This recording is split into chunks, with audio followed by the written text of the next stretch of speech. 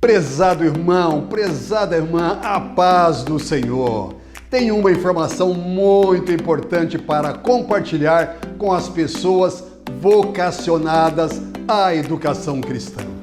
Como você sabe, estamos a poucos dias do 10º CENED, Congresso Nacional de Escola Dominical.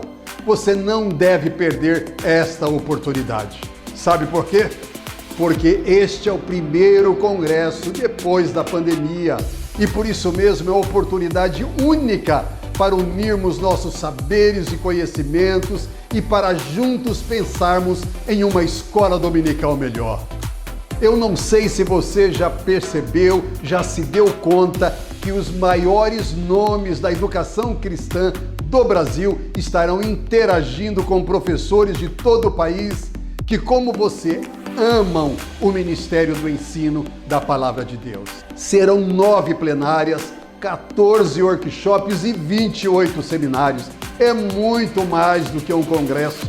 Será um momento histórico no qual celebraremos ao Senhor nosso Deus, que guardou a mim, guardou a você, guardou a sua igreja em tempos tão difíceis e que agora Ele tem planos criativos, especiais, para que juntos avancemos em uma escola dominical melhor preparada. Parabéns para você que já se inscreveu e garantiu o seu lugar. Nós preparamos uma bela cerimônia de abertura para o nosso evento. Tenho certeza que você irá se surpreender.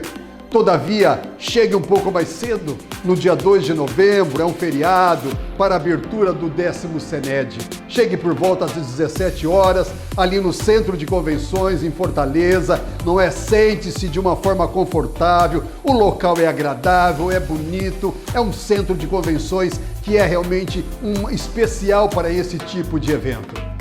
Agora, se você está em dúvida ou se tem alguma dificuldade para se inscrever no CENED, nós temos planos especiais para você que inclui parcelamentos em até 10 vezes sem qualquer juros. O que é que lhe impede de participar deste evento? São os últimos dias, as últimas vagas e o momento é agora. Vamos juntos participar do 10º CENED, Congresso Nacional de Escola Dominical.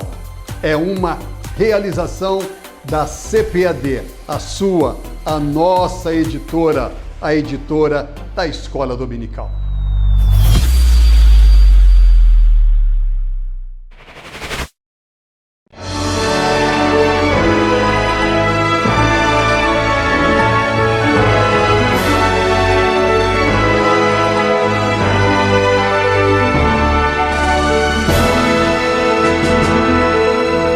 Subsídios.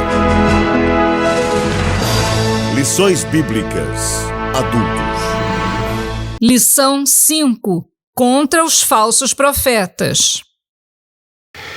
A paz do Senhor, meus queridos irmãos, minhas queridas irmãs, é uma alegria poder estar na 5ª lição aqui juntamente com você que é professor, que é professora da Escola Dominical, superintendentes, que a bênção do Deus Todo-Poderoso acompanhe a cada um de vocês.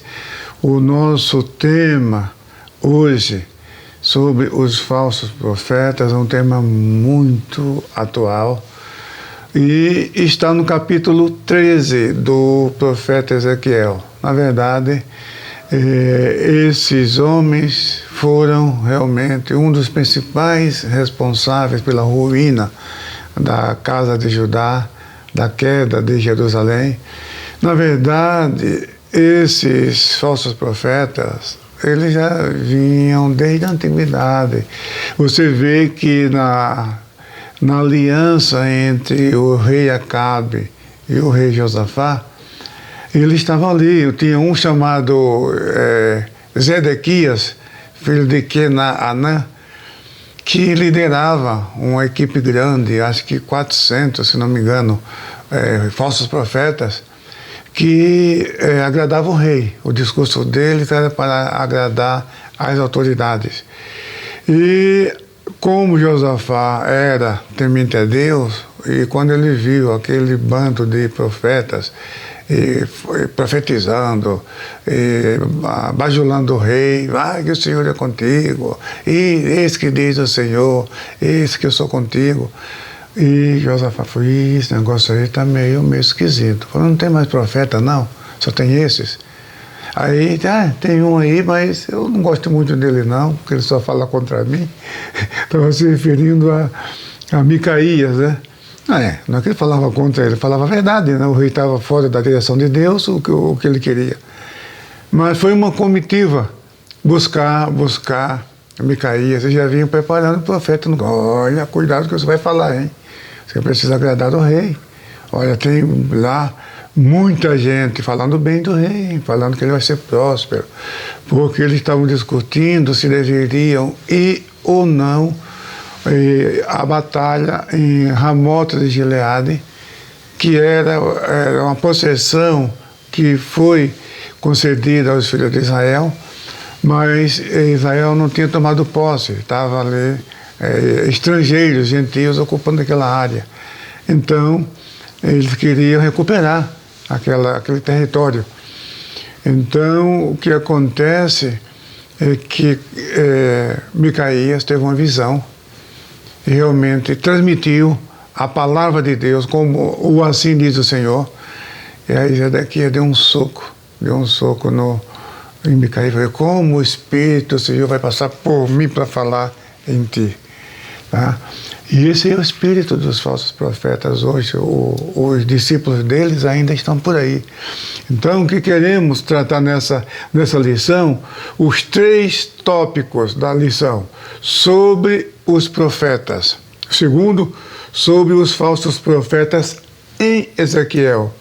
E o terceiro, sobre a geração das mensagens falsas.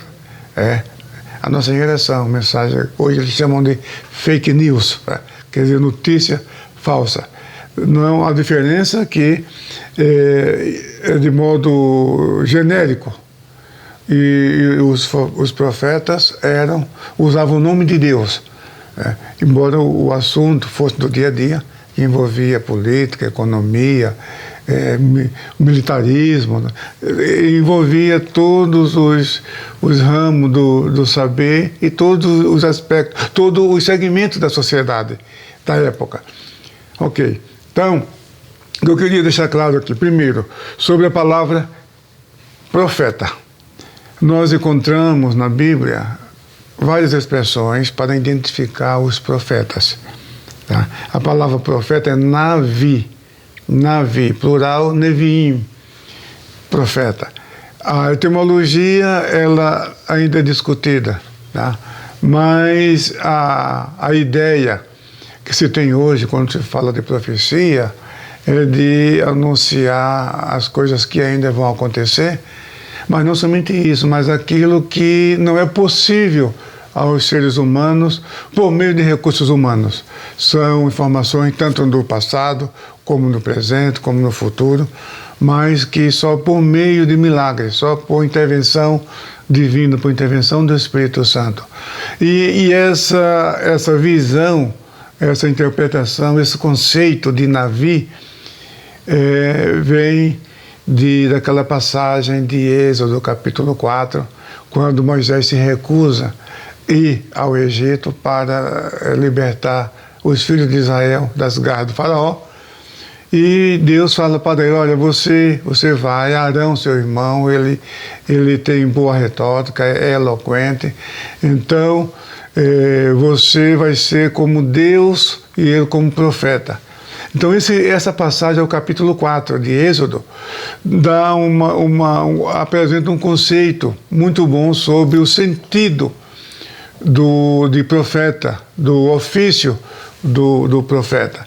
Mas profeta não é somente isso. A palavra profeta vem do grego, vem do verbo femi, e a preposição é pró. Pró quer dizer antes, né? E o fé, a segunda parte, vem do verbo femi, da raiz fé, que quer dizer, falar. Então, literalmente, seria falar antes. Mas essa palavra, aparece no grego profano, na literatura não bíblica, para designar ensino. Essa palavra aparece até em Homero, mas com o sentido de ensinar, ok? Agora, as outras duas palavras, o roé e rosé e roé, traduzido geralmente como visão. Quando falo visão de Isaías, filho de Amós, ali está rosé. A diferença, tanto um como o outro, você vê que no primeiro livro das Crônicas, capítulo 29, versículo 29, aparecem essas três palavras, né? Diz o seguinte, olha, primeiro Crônicas, capítulo 29, e o versículo 29, primeiro Crônicas 29, nós lemos o seguinte, diz aqui, deixa eu ver aqui, a página está colada, segundo Crônicas, primeiro Crônicas, desculpe, 29, será que eu vou conseguir abrir essa página aqui? A mão, tá, consegui, está aqui, consegui, 29, onde lemos o seguinte, olha aqui, ó, os atos do rei Davi, tanto os primeiros como os últimos, estão escritos nas crônicas de Samuel, o vidente, nas crônicas de Natã, o profeta, e nas crônicas de Gade, o vidente. Então veja que na nossa língua a palavra vidente aparece duas vezes, mas no hebraico está diferente. No hebraico está o rosé e o roé de Iraá, de ver. Tá? A diferença de vidente uma é ver com os olhos, do Uraá, ver com os olhos, e o outro é ver introspectivamente. Tá? Então, no hebraico tem a diferença, dá para perceber, é perceptível. E às vezes na tradução nem sempre isso é possível. E fala aqui, Natã, o profeta, Navi. Tá? Então, agora sim, a palavra profeta, os profetas aparecem muitas vezes, mas não existe no Antigo Testamento hebraico a palavra específica para falso profeta. Eles são identificados pelo contexto, porque muitas vezes, quando fala do profeta, veio pelo ministério do profeta fulano de tal, servo do Senhor, ou o profeta fulano, homem de Deus. Geralmente vem um qualificativo identificando que aquele profeta que está sendo mencionado é um profeta legítimo, é um homem de Deus enviado por Deus. E às vezes nem aparece nem profeta, nem Navi, nem roé, nem rosé. Geralmente aparece, às vezes aparece como servo de Deus, como homem de Deus e assim por diante. Agora, o que eu queria chamar a atenção de você como professor e como professora é que a palavra falso profeta, ela aparece na Septuaginta, pseudo-profetes. Pseudo quer dizer falso, pseudo-profetes. Então, aparece na Septuaginta, no profeta Jeremias e no profeta Zacarias, mas limitada a presença desse termo na Septuaginta. E é o mesmo termo usado por Pedro na segunda epístola, quando diz que houve também entre o povo falsos profetas, como também haverá falsos mestres. Então, ali está pseudo-profetes. Então, a mesma expressão que aparece na Septuaginta. Agora, o que acontece é que onde há verdadeiro, há falso. Onde há verdade, há mentira. Assim como existe céu, existe inferno. Assim como existe bem, existe mal. Então, Pedro deixa isso claro, porque Pedro está falando dos profetas que foram movidos pelo Espírito Santo, que nenhuma profecia foi produzida por vontade das pessoas, de homem algum, mas que os homens santos falaram movido pelo Espírito Santo. Então, Pedro está falando, dizendo que os profetas eles não se reuniam para receber uma mensagem. Não. Você não vê, os profetas, eles eram apanhados de surpresa, de súbito vinha a mensagem, às vezes o céu se abria, ele tinha uma visão, às vezes a voz vinha, quando veio a palavra do Senhor, que como já foi dito aqui, que essa palavra ele era direta, era externa e audível. Então, muitas vezes vinha nesse estilo, nessa modalidade de comunicação divina. Então, Pedro está mostrando, quando ele fala que não foi produzida por vontade de homem algum, é porque essa mensagem vinha no momento em que ele não esperava, às vezes, nem estava num culto, não estava em adoração, estava em atividade.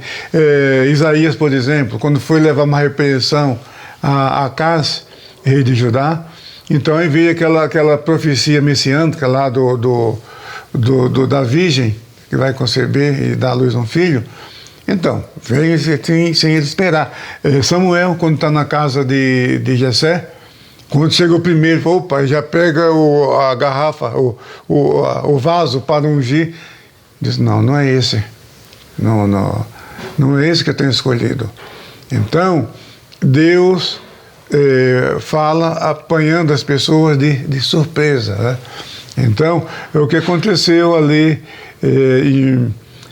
com Ezequiel, no capítulo 8, ele recebeu os anciãos na sua casa, aí de repente veio o Espírito Santo sobre ele. Isso lembra bem o Pentecostes, né? Que de repente veio do céu um vento, como de um som veemente impetuoso, encheu toda a casa. Então, Deus trata dessa maneira. Então, não existe aquela questão de fazer culto para Deus usar um irmão ou uma irmã em profecia. Não. Isso aí, Deus age quando quer e como quer. Isso é importante que os crentes saibam disso, para evitar que se reúnam para receber uma palavra profética. Não. Deus, o Espírito Santo, Ele é soberano, Ele atua quando quer e como quer. Então, Pedro, quando ele esclarece isso, falando que a palavra, a mensagem desses profetas é a nossa bússola, é o nosso farol que guia a nossa vida. Então, seguindo, o que Pedro está querendo dizer é que assim como houve entre o povo, está se referindo ao povo de Israel, profetas legítimos, profetas de Deus, então nada impede que apareça entre o povo falsos profetas. Por essa razão vai aparecer na igreja também falsos mestres, falsos doutores. Então, é esse o raciocínio do apóstolo Pedro. Agora, o profeta Jeremias enfrentou também, no capítulo 28, o que eu falei aqui de Ananias, no reinado de Acabe, reinado de Josafá, está no primeiro livro dos Reis, capítulo 22. Capítulo 22 do primeiro livro dos Reis, e na passagem paralela das Crônicas também você encontra esse relato. Mas no capítulo 28 de Jeremias, você vê o falso profeta Ananias se põe em pé na porta do templo e diz, assim diz o Senhor, usando essa chancela de autoridade, porque era um crime em Israel usar uma expressão dessa, se Deus não tivesse enviado o profeta. Em Deuteronômio, no capítulo 18, versículos 20 ou 22, diz que esses falsos profetas deveriam ser executados. Era a pena de morte, pena capital, para as pessoas que usassem o nome de Deus sem Deus haver enviado esses profetas. Por quê? Porque isso traz um prejuízo muito grande. Sabe, as pessoas ouvem uma profecia falsa, às vezes a pessoa muda planos, projetos, abre mão de uma carreira profissional, crendo naquela palavra, pensando que foi Deus que falou e na verdade não é isso. Então, muito, muito, muito cuidado com relação a isso. Então, os falsos profetas, eles prestam um desserviço à sociedade e no contexto atual, nas igrejas, pessoas que querem apresentar-se como ter uma unção acima das outras pessoas, como pessoas que têm intimidade com Deus.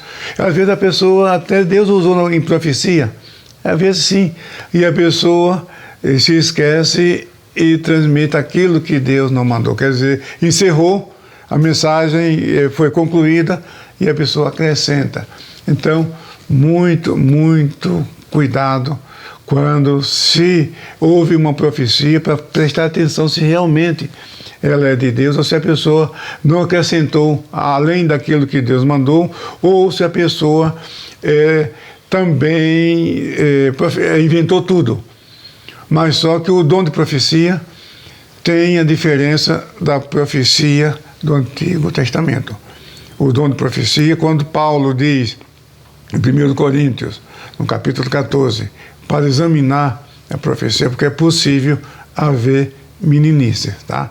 Mas no Antigo Testamento não existe isso. Quando o profeta fala, assim diz o Senhor, aí se cumpre. Aí realmente, agora vem uma pessoa usar uma expressão dessa e Deus não mandou. O teste era se a profecia não se cumpriu. Isso é um teste. O outro teste é se esse profeta ensinava a idolatria. Isso aí está em Deuteronômio, capítulo 13. Porque não é só o fato de a profecia se cumprir, mas também é o conteúdo da sua doutrina.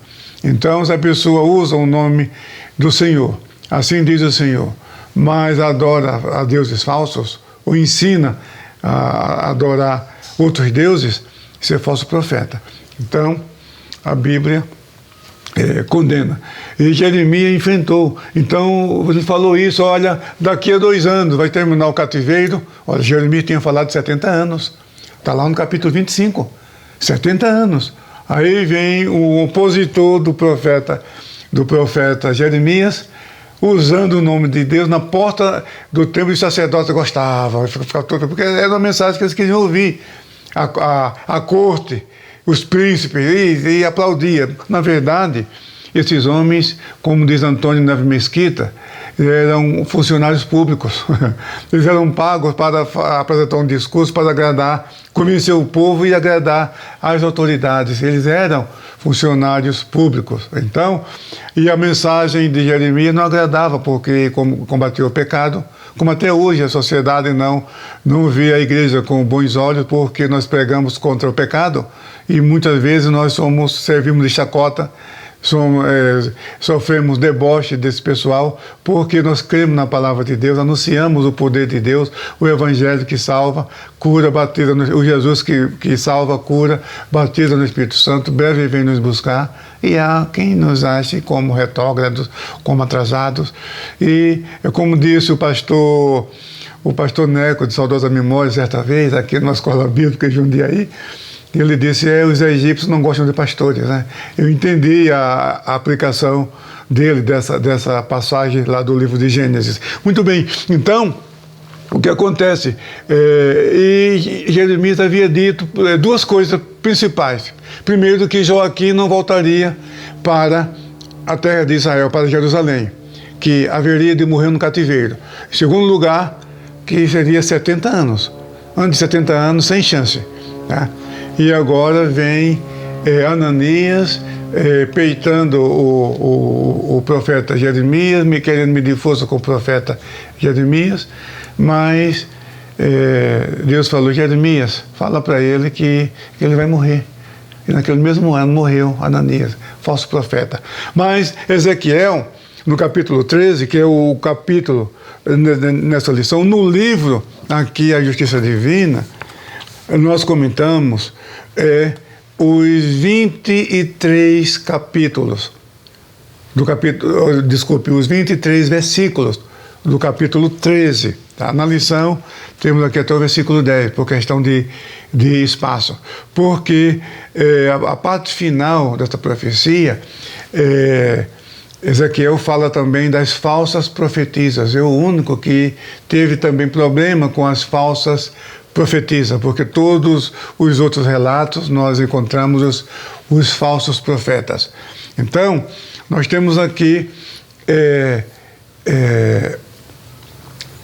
Ezequiel enfrentando esses homens que estavam também agora contrapondo os discursos do profeta Ezequiel sobre a destruição de Jerusalém.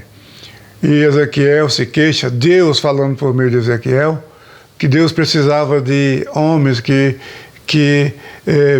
tapassem as brechas, que sustentasse a doutrina, a verdade, a lei de Moisés, e não tinha ninguém. Tinha esses falsos profetas que ele usa uma palavra muito pesada, eles chamam de raposa do deserto. Raposa do deserto, dos chacais que vivem em ruínas de cidades destruídas, de cidades assoladas. É assim que eles são comparados. Ezequiel usa essa metáfora chamando de chacais do deserto, pelos desserviços que esses homens prestaram, e eles foram os principais responsáveis, sim, pelo desvio do povo, pela apostasia generalizada, como nunca tinha sido visto antes. Eles foram responsáveis. O tópico 2, quando fala sobre os falsos profetas de Ezequiel, era esse, porque esses falsos profetas foram contemporâneos de Ezequiel, enfrentavam a mensagem de Ezequiel, e eles causaram realmente esse estrago entre os exilados em Babilônia, para que eles não acreditassem no discurso profético. E a geração das mensagens falsas é o que nós estamos vendo hoje. Eles estão sempre contrapondo a verdade do Evangelho, e os discípulos desses falsos profetas ainda estão por aí causando estrago nas igrejas, na obra do Senhor e também para a sociedade. As desinformações, e agora com tantos recursos na mídia, então nós temos essa responsabilidade de, antes de transmitir uma mensagem, verificar a fonte, se é uma fonte confiável. Segundo lugar, se é uma mensagem que vai trazer prejuízo ou danos morais para alguém, ainda que seja verdade, você não ganha nada com isso. Nós somos anunciadores de boas novas, não de notícias ruins. Então, mesmo que seja uma coisa ruim, é nosso dever orar a Deus, pedir a Deus graça. Se é uma notícia boa, mesmo sendo uma notícia boa, é bom checar a fonte, se é uma fonte fidedigna, porque o terceiro mandamento, o oitavo mandamento, o nono, não dirás falso testemunho contra o teu próximo. Então, isso diz respeito à palavra que nós falamos e também à mensagem que nós transmitimos. Muito cuidado com isso. Portanto, que Deus, meus irmãos, nos livre desses falsos profetas, que o Espírito Santo possa nos iluminar, e você, como professor, como professora, que tenha essa visão de Deus para instruir os alunos na escola dominical sobre o perigo das falsas mensagens, prestar muito atenção. Eu tenho recebido, às vezes, muitos vídeos e mensagens que eu falei, meu Deus, mas como que um irmão não tem noção para estar transmitindo, sabe, reproduzindo uma coisa que nem ele sabe a fonte, a origem. Cuidado, porque os falsos profetas faziam isso no seu contexto naquela época, e eles estão ainda por aí. Então, que Deus nos livre, que Deus nos guarde, que Deus dê a cada um de vocês uma excelente escola dominical, que os seus alunos e as suas alunas possam sair da sala de aula fortalecidos e edificados pela palavra do Senhor. Amém. Indígenas, ribeirinhos, quilombolas, ciganos, sertanejos, refugiados e imigrantes, surdos, os mais ricos dos ricos e os mais pobres dos pobres. Esses são os povos minoritários do Brasil. Campanha Eu Faço Missões 2022. Nosso alvo é construir 100 templos para atender esses povos. Põe a sua generosidade em ação. Detalhes em eufaçomissões.com. Campanha Eu Faço Missões 2022. Realização Sename CGADB. Apoio CPAD.